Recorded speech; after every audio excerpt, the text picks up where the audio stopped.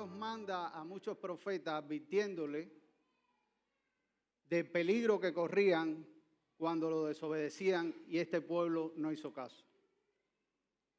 En la predicación anterior vimos cómo Dios utiliza a Jehú para castigar a la familia de acá que había destruido, había hecho mucho daño al pueblo de Dios. Y ahora vamos a ver cómo una nación es destruida. Dios utiliza al rey de Asiria, a Salmanasar, para llevar su castigo contra esta nación, sitiarlos, llevarlos cautivos y apartarlos de Dios para siempre. Vamos a leer la Biblia en los primeros capítulos del 1 al 6. Dice, en el año 12º de Acaz, rey de Judá, comenzó a reinar Oseas, hijo de Ela, en Samaria, sobre Israel, y reinó 9 años. E hizo lo malo ante los ojos de Jehová, aunque no como los reyes de Israel que antes de él habían sido. Contra este subió Salmanasar, rey de Asiria, y Oseas fue hecho su siervo, y le pagaba tributo. Mas el rey de Asiria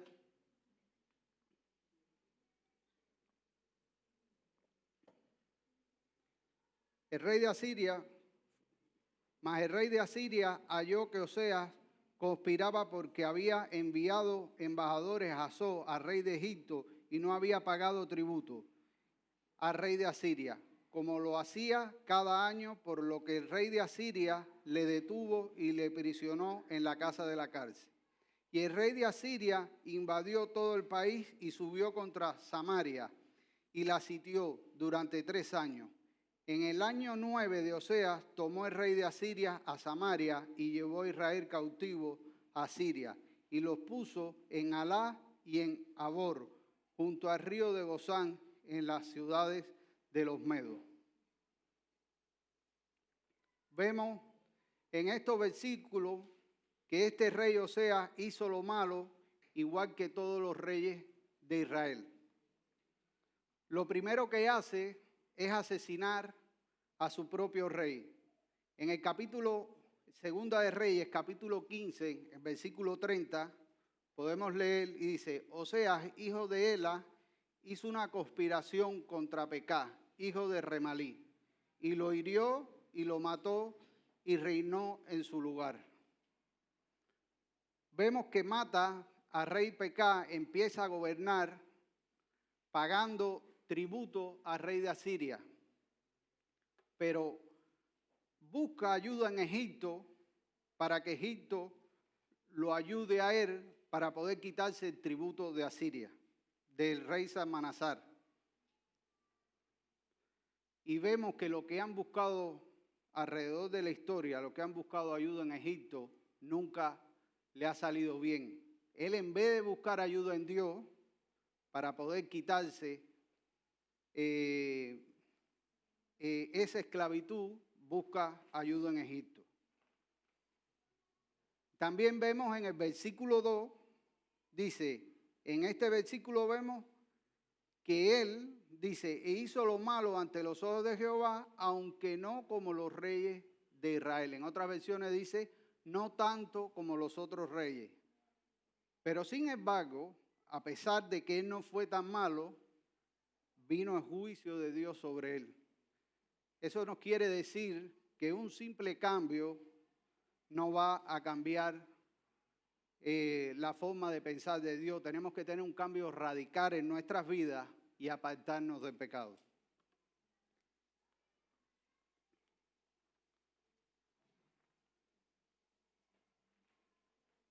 Entonces Dios ya había predicho este juicio por esta idolatría. En Primera de Reyes, el capítulo 14, número 15, dice el Señor, y Jehová sacudirá a Israel a modo que la caña se agita en las aguas, y él arrancará a Israel de esta buena tierra que había dado a sus padres, y los esparcirá hacia otro lado del río, por cuanto han hecho sus imágenes de acera, enojando a Jehová. Vemos cómo Dios castiga y cómo se cumple la promesa del Señor. Ahora, ¿cuál era el objetivo del pueblo de Asiria? Llevarse cautivo a esas naciones que ellos conquistaban. Ellos se llevaban cautivo al pueblo que ellos conquistaban, en este caso al reino de Israel, lo ponían en otros pueblos, de esa manera le quitaban su identidad.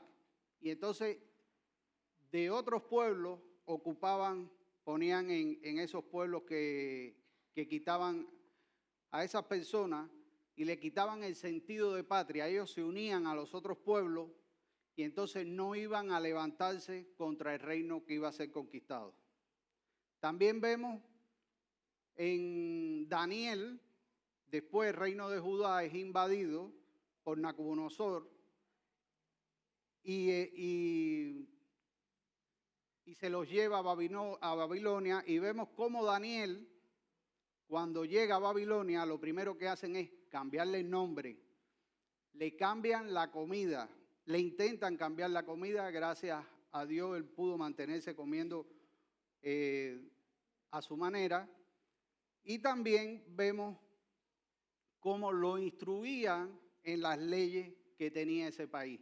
De esa manera lo que ellos hacían era como lavarle el cerebro, quitarle las ideas que tenían de su patria, y después los devolvían a su lugar de origen como ya convertidos en lo que ellos querían para que apoyaran su reino.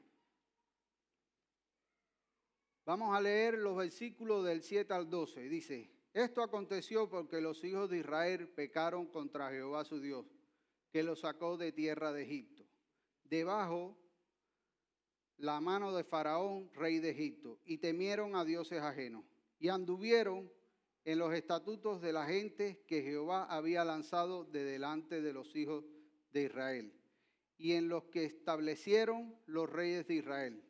Y los hijos de Israel hicieron secretamente cosas no rectas contra Jehová su Dios, edificándose en lugares altos en todas sus ciudades, desde las torres de las atalayas hasta las ciudades fortificadas. Y se erigieron estatuas e imágenes de acera en todo collado alto y debajo de todo árbol frondoso, y quemaron allí incienso en todos los lugares altos a la manera de las naciones que Jehová había desterrado delante de ellos. E hicieron cosas muy malas para provocar a ira a Jehová. Y servían a los ídolos, de los cuales Jehová les había dicho: vosotros no habéis de hacer esto. Entonces aquí vemos la segunda enseñanza que dice: a veces como creyentes somos cautivos por el pecado y estamos lejos de la presencia de Dios. A veces como creyentes somos cautivos y estamos lejos de la presencia de Dios. Ahora, ¿cómo evitar ser cautivo y estar lejos de la presencia de Dios? Vemos en el principio, en el versículo 7, dice: se olvidaron de aquel que los sacó de Egipto. ¿Qué debo hacer para no olvidarme de aquel que me sacó de mi esclavitud? Lo primero que tenemos que tener es gratitud constante por lo que Él ha hecho en nuestras vidas. Muchas veces nosotros damos por hecho todas las cosas. Nos levantamos por la mañana y decimos: ahora voy al trabajo, voy a llevar a los niños al colegio, voy a hacer esto, y damos por hecho que todas esas cosas las vamos a realizar. Sin embargo,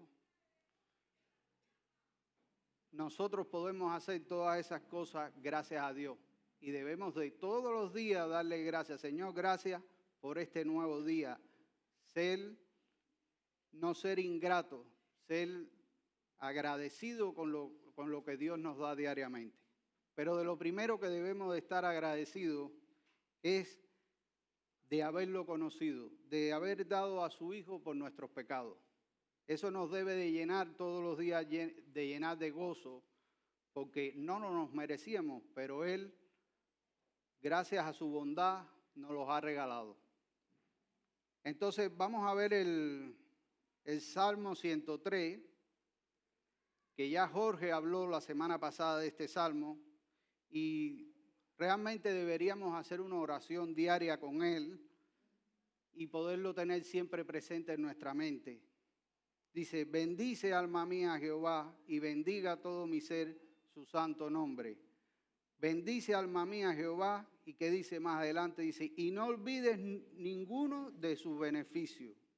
Él es quien perdona todas tus iniquidades.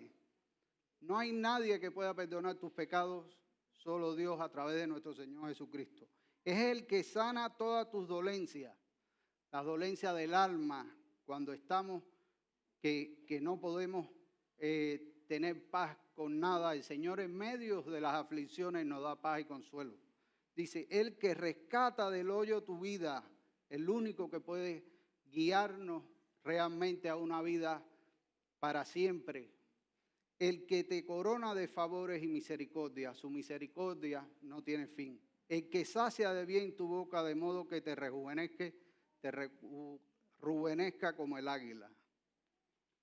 Entonces debemos de dar gracias a Dios por todas las cosas que Dios hace, siempre por su Hijo Jesucristo. Entonces aquí seguimos en el versículo 7 y dice, ¿qué es Egipto? Egipto, casa de siervo. El pueblo de Israel había estado mucho tiempo esclavizado en Egipto y esclavo de Faraón. Nuestro Señor Jesucristo a nosotros nos ha libertado del poder del pecado. Si vemos en Efesios 2, del 12 al 13, dice el Señor, que en aquel tiempo estabais sin Cristo, alejados de la ciudadanía de Israel y extranjeros a los pactos de la promesa, sin esperanza y sin Dios en el mundo. Pero ahora en Cristo Jesús, vosotros que en otro tiempo estabais lejos, habéis sido hechos cercanos por la sangre de Cristo. Solamente podemos ir a Cristo a Dios a través de nuestro Señor Jesucristo, que fue el único que derramó su sangre por nuestros pecados. Entonces vemos varios pasos que este pueblo siguió. El primer paso, se olvidaron de Dios. Ellos se olvidan de Dios y empiezan a llenar sus vidas con otros dioses que nunca iban a ser suficientes. Vamos a ver los versículos del 16 al 17. Voy a mencionar simplemente los ídolos que ellos adoraron. Dice, imágenes de hacer. Hicieron 2 becerros de fundición. ¿Se acuerdan de Jeroboam?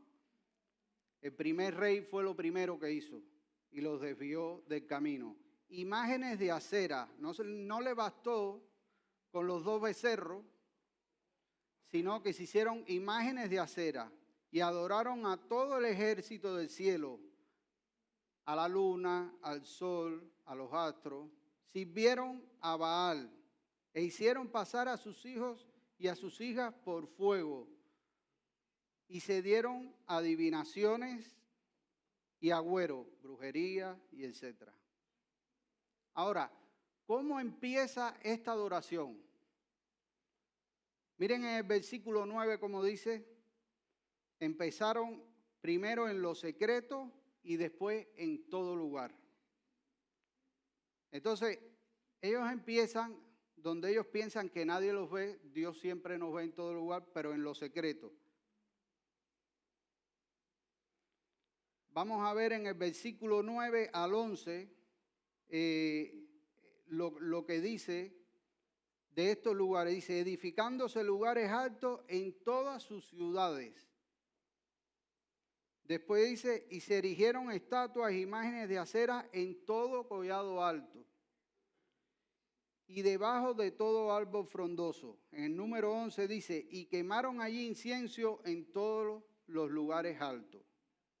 Vemos que se repite mucho en todo. Primero empezaron en lo secreto y después dieron rienda suelta y empezaron a adorar y nunca lo satisfacía. Ahora, cuando nosotros empezamos a adorar otras cosas que no es Dios, hacemos exactamente lo mismo.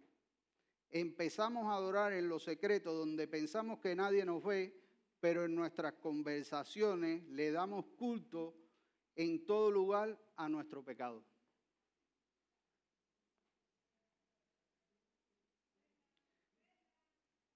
Entonces, este es el segundo paso, insatisfacción. Estás tratando de llenar tu vida con otros dioses que nunca son suficientes. Agrego otro dios y otro y termina quemando a sus hijos en el fuego, ofreciéndoselos al dios Moloc, que era el que exigía ese sacrificio. En nosotros hoy sería, estoy tratando de buscar satisfacción en otra cosa que no es Dios. Estoy buscando la forma de llenar un vacío en mi vida que nunca logro llenar. Busco otra pareja más, otro trabajo, un poco más de dinero, buscamos imágenes, tratamos de satisfacer donde nunca habrá satisfacción y terminamos perdiéndolo todo y perdiendo a nuestros hijos quemados en el altar de nuestros dioses.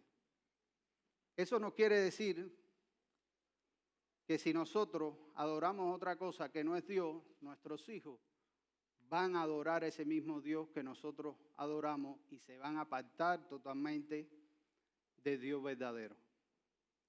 Voy a poner un ejemplo que me pasó cuando la mujer mía llegó de Cuba. Fuimos a casa de un amigo de nosotros que era una persona que tenía mucho dinero y llegamos a su casa y me dice, Eduardo, tienes a tu mujer aquí, disfruta de tu familia y no te endeudes. Trata de vivir con lo que tienes. ¿Qué es lo mejor que puedes hacer?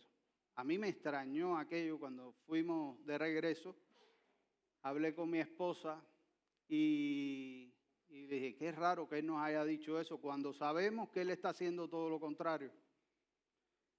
Después, más adelante, nos enteramos que él tenía edificios, chaleces y todo, lo hipotecó todo para poner un negocio mayor, porque su familia era una persona que tenía muchos negocios y entonces él no quería ser menos, él quería estar a la altura de su familia.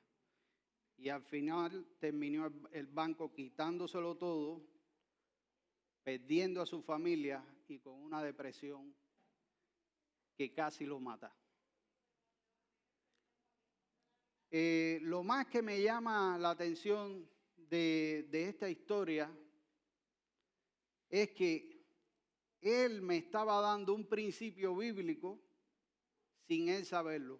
Él había sufrido realmente las consecuencias de llevar una vida satisfaciéndose en las cosas de este mundo y vio que ese camino no era correcto y me dijo, no sigas por ahí, ese camino no es, estar contento con lo que tú tienes.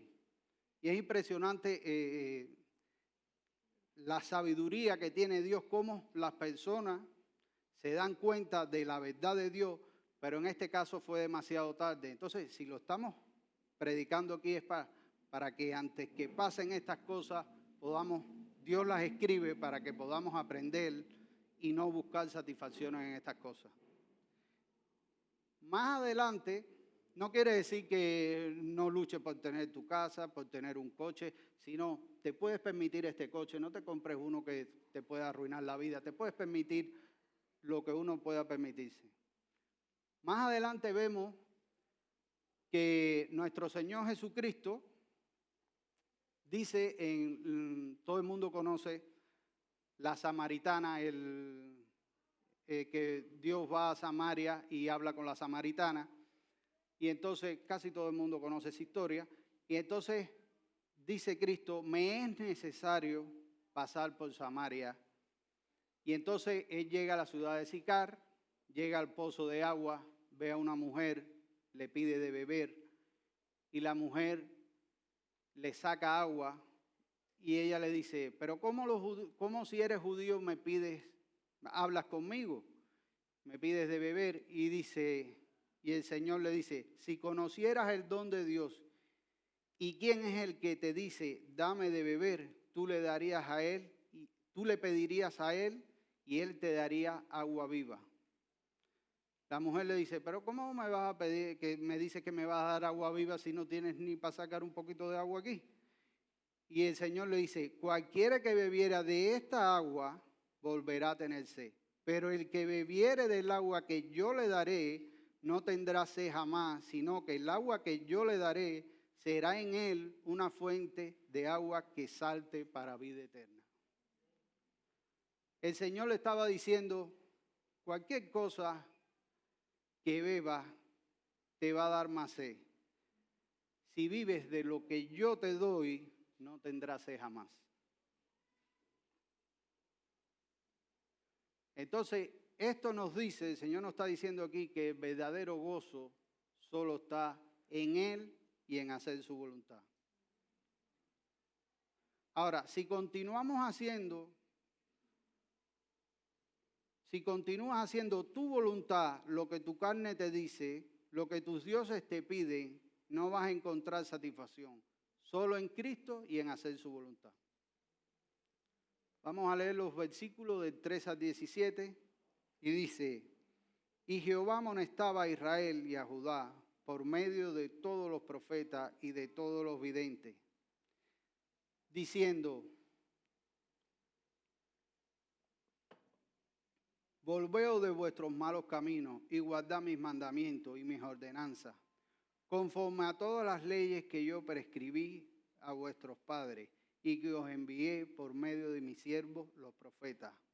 Pero ellos no obedecieron, antes endurecieron su cerviz, como la cerviz de sus padres, los cuales no creyeron en Jehová su Dios, y desecharon sus estatutos y sus pactos que él había hecho con sus padres y sus testimonios, que él había prescrito a ellos. Y siguieron la vanidad y se hicieron vanos y fueron en pos de la gente que estaban alrededor de ellos, de las cuales les había Jehová mandado que no hicieran a la manera de ellos. Y dejaron todos los mandamientos de Jehová su Dios y se hicieron 2 becerros de fundición, también imágenes de acera, y adoraron a todo el ejército del cielo y sirvieron a Baal. E hicieron pasar a sus hijos y a sus hijas por fuego, y se dieron adivinaciones agüeros, y se entregaron a hacer lo malo ante los ojos de Jehová, provocándolo a ira. La tercera enseñanza está en el versículo 13 y dice, vemos cómo Dios muestra su fidelidad y misericordia en advertirnos del pecado. Vemos cómo Dios muestra su fidelidad y su misericordia en advertirnos del pecado.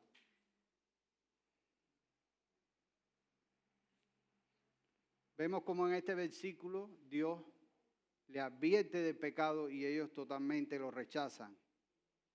Y este es el tercer paso, ignoran las advertencias del Señor.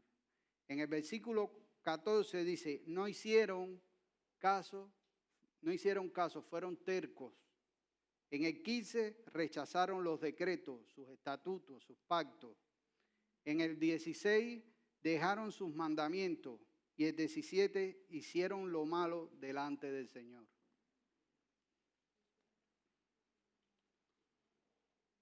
Podemos ver en los versículos más adelante del 36 al 40, este pacto que el Señor hizo con ellos, dice, mas Jehová que os sacó de tierra de Egipto con gran poder y brazo extendido, a este temeréis, y a este adoraréis, y a este haréis sacrificio. Los estatutos y derechos y ley de mandamientos que os dio por escrito, cuidaréis siempre de ponerlos por obra, y no temeréis a dioses ajenos. Y no olvidaréis el pacto que hice con vosotros, ni temeréis a dioses ajenos, mas temed a Jehová vuestro Dios, y Él los librará de manos de todos vuestros enemigos. ¿Y qué pasó? Pero ellos no escucharon, antes endurecieron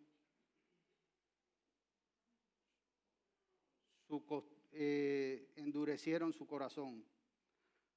Con razón el Señor los castiga. Dice en el versículo 15, algo que a mí me llamó la atención. El versículo dice, vemos que dice, siguieron la vanidad y se hicieron vanos. El Señor quiso decir con estas palabras, ustedes fueron llamados para vivir vida santa. Cuando ellos vivían esa vida santa, Dios los prosperaba y los otros pueblos veían la prosperidad de ellos. Y de esa manera esos pueblos en ese entonces conocían al verdadero Dios. Al ellos no andar en los estatutos del Señor, el Señor los disciplinaba y entonces no eran útiles para que pudieran conocer al verdadero Dios. Por eso le dice, ustedes se hicieron vanos, se hicieron inútiles. Hoy en nuestros días, en el Nuevo Testamento, el Señor nos dice, ustedes son la sal de la tierra. Si la sal se vuelve insípida, ¿para qué sirve? Para nada. Si nosotros no nos comportamos de una manera que glorifica a Dios, nosotros nos hacemos inútiles para llevar el mensaje de Dios. Entonces, ¿qué quiere Dios de nosotros? Que nosotros nos comportemos de una manera que lo glorifiquemos y también que prediquemos su palabra. De esta manera, las personas que no conocen a Dios pueden conocerlo y pueden tener vida eterna. Vamos a leer los siguientes versículos del 18 al 23. Dice, Jehová por tanto se airó en gran manera contra Israel y los quitó de delante de su rostro, que no quedó sino la tribu de Judá. Mas ni aun Judá guardó los mandamientos de Jehová su Dios. Antes anduvieron en los estatutos de Israel, los cuales habían ellos hecho. Y desechó Jehová toda la simiente de Israel y los afligió y los entregó en manos de saqueadores hasta echarlo de su presencia, porque separó a Israel de la casa de David y ellos hicieron rey a Jeroboam, hijo de Nabat, y Jeroboam apartó a Israel en pos de Jehová y les hizo cometer gran pecado. Y los hijos de Israel anduvieron en los pecados de Jeroboam que él hizo sin apartarse de ellos, hasta que Jehová quitó a Israel de delante de su rostro, como él lo había dicho, por medio de todos los profetas, sus siervos. E Israel fue llevado cautivo de su tierra a Asiria hasta hoy. Entonces tenemos la cuarta enseñanza que dice, el pecado enciende la ira de Dios. Entonces vemos en los versículos 20, vemos en el versículo 20 que dice, los quitó de delante de su rostro hasta echarlo de su presencia. Y en el versículo 23 dice, quitó a Israel de delante de su rostro. Lo primero que vemos es que Jeroboam los aparta de Dios y ellos se apartan de Dios. Permite que el rey de Asiria los saque de sus tierras y terminan lejos de la presencia de Dios. ¿Qué nos dice esto a nosotros? Dios permite que el rey de Asiria se los lleve cautivo y fueron apartados de la presencia de Dios. Dios es el que permite todas las cosas por su desobediencia. Ahora, ¿qué no debemos de ignorar nosotros? El juicio de Dios. El Señor dice que la paga del pecado es muerte. Hay dos tipos de muerte, una muerte física y una muerte espiritual. La muerte espiritual es estar separado de Dios eternamente.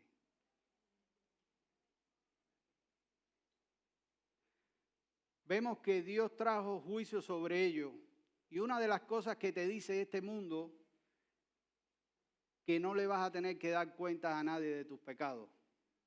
Y realmente eso es una mentira. Existe un Dios que nos creó y un día le vamos a tener que dar cuenta.